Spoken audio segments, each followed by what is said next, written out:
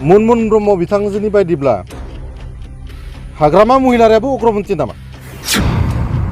EM Ranjit Basumatary बिथांखौ अग्रमन्थि होननानै बुंदों। बिथांनि बायदिब्ला होमबा गावनि बिगुमायाबोथ' अग्रमन्थि जानांगोन। एसेबां सेक्रिफाइस गोनां मोनसे जाथिया सोरबा मुनमुन ब्रह्मनि बिदि केरेक्टारखौ मालाबाबो निमाहा होनाय नङा। राजनिति खालामदों नोंथांजोआ राजनिति खालाम बिदि होननानै बिटिसि सेक्रेटारिनि मोखाङाव सोरखौबा जुमुदि मुजुद लागोन बेथ' गनायथावना जानो हाया। जों बर' हिसाबै दुखु मोनदों आरो बिथाङा जेरैबायदि लेंगुवेजफोरखौ इउज खालामदों सोरबा अग्रमन्थि माबा माबि बिथाङाथ' गावनि बिगुमाया हाग्रामा महिलारिखौनो बुंनाय जादों।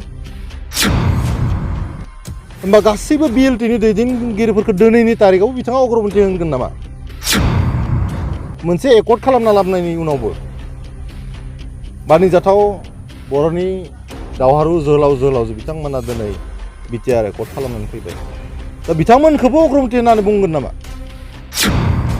बेफोरबायदि भाइरासफोरखौ एन्टि एलिमेन्ट्सफोरखौ लासै लासै बर' जातिनिफ्राय बिदाय होनांसिगौ।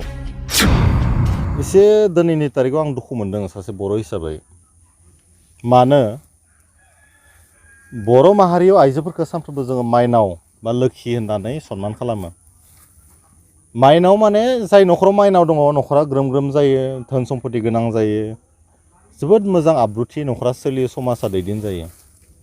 खिन्थु सासे हिन्जावसाया जायनिखि बारग' शिब हाग्रामा महिलारिनि बिबनां नामा होननाय खोनादों आं। बिथाङा हाग्रामा महिलारिनि मान मर्यादाखौ बहासिम लांखो मोनसे कुइसन जादों। बर' माहारियाव जों सानफ्रोमबो आइजोफोरखौ लोखिजे होननानै सिबिबोदों। बे सिबिबोनायाव बिथाङा बहाबा नङाबा बहाबा एसे गोसोम दागो फोननो नागिरदों नामा? माखासे आइजोफोरखौ सन्देह खालामथावना खालामनो नागिरदों नामा? बिदि मोनसे कुइसन जादों। दिनै बे बाथ्राखौ रिफारेन्सआव बेनि थाखायनो आं लाबोनो गोनां जादों। 5,000निख्रुइ बांसिन मानसिया जोंहा हारिनि थाखाय थैनो गोनां जादों। बेनि उनावसो जोंहा मोनथाम एकर्ड जादों, बिएसि, बिटिसि, बिटिआर। बिटिसि सेक्रेटारियेटआ मोनसे मन्दिर बायदि, बेयो बर'नि गोथां थैजों लुजानाय मोनसे मन्दिर बायदि। बिनि मोखाङाव गां गां फैनानै जुदि सोरखौबा जुमुदै गादलायोबा बेयो बेसेबां हारिनि थाखाय एक्सेप्टेबोल?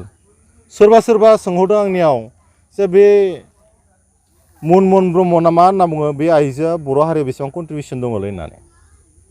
आं पार्सनेलि आंनि बैसोआ 32 बोसोर जाबाय, दिनैसिमथ' आङो आंनि केरियाराव बिथाङा माबाफोर बा बिथांजोआ माबाफोर हारिनि थाखाय कन्ट्रिबिउसन दङ होननानै आं नुफेराखै।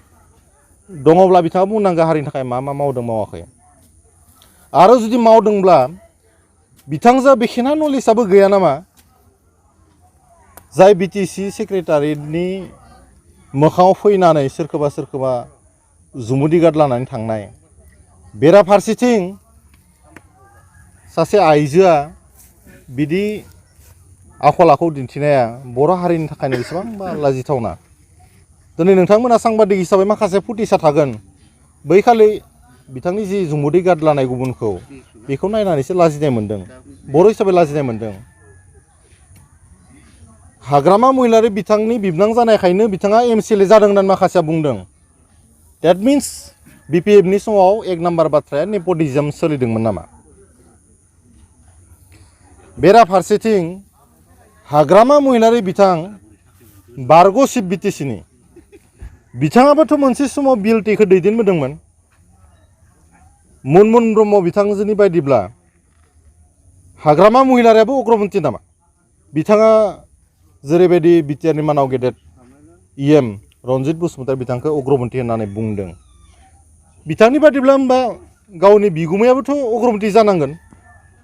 बिथाङा जि स्टाइलाव बाथ्राखौ बुंदों, जेरैबायदि दम्भालि मारिनानै, जेरैबायदि इग'इस्टिक देखायनानै, जेरैबायदि माने बेड एटिटिउडखौ लानानै बिथाङा बाथ्राखौ बुंदों, बिथांनि मथेब्लाथ' एक नाम्बार गावनि बिगुमायानो अग्रमन्थि।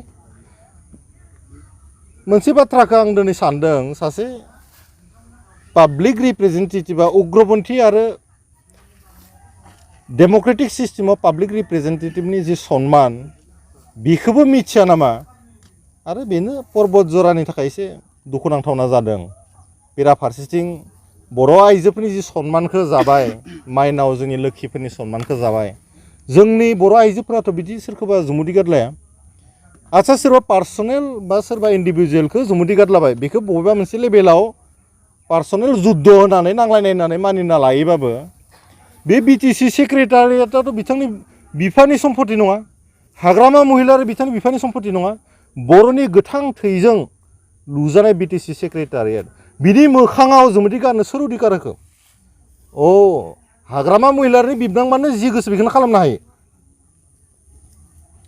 बर' जातिया मालाबाबो सैज्य खालामा बेफोरबायदि बाथ्राखौ एसेबां गोलाव आन्दलन खालामनाय मोनसे जाति एसेबां सेक्रिफाइस गोनां मोनसे जातिया सोरबा मुनमुन ब्रह्मनि बिदि केरेक्टारखौ मालाबाबो निमाहा होनाय नङा जों बर' हिसाबै दुखु मोनदों राजनितिनि बाथ्राया आलादा राजनिति खालामदों नोंथांजोआ राजनिति खालाम बिदि होननानै बिटिसि सेक्रेटारिनि मोखाङाव सोरखौबा जुमुदै मुजुद लागोन बेथ' गनायथावना जानो हाया जों बर' हिसाबै दुखु मोनदों आरो बिथाङा जेरैबायदि लेंगुवेजफोरखौ इउज खालामदों सोरबा अग्रमन्त्रि माबा माबि बिथाङाथ' गावनि बिगुमै हाग्रामा महिलारिखौनो बुंनाय जादों होमबा गासैबो बिएलटिनि दैदेनगिरिफोरखौ दिनैनि तारिखआव बिथाङा अग्रमन्त्रि होनगोन नामा मोनसे एकर्ड खालामना लाबोनायनि उनावबो बानिजाथाव बर'नि दावहारु जोहोलाव बिथांमोना दिनै बिटिआर एकर्ड खालामनानै फैबाय दा बिथांमोनखौबो अग्रमन्त्रि होननानै बुंगोन नामा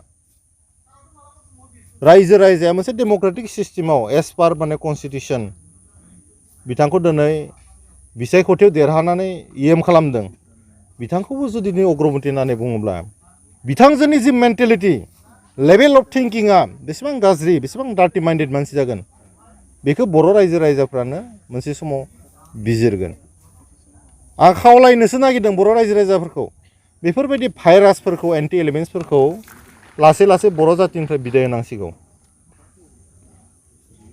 हाग्रामा महिलारि बिथांनि दादागिरिनि थाखायनो बिथांनि बिबनांजोआबो जे ओरैबायदि माने बाथ्राखौ बुंनो हानाय जादोंमोन बेनिखायनो बिदाय होयोब्ला हाग्रामा महिलारि सोरबा बिनि बिबनांनो सोरबा बिनि कम्पेनिनो गासैखौबो बर' जातिनिफ्राय जोंनि समाजखान्थिनिफ्राय बिदाय होनांगौ आं बेखौसो खावलायदों थेंक इउ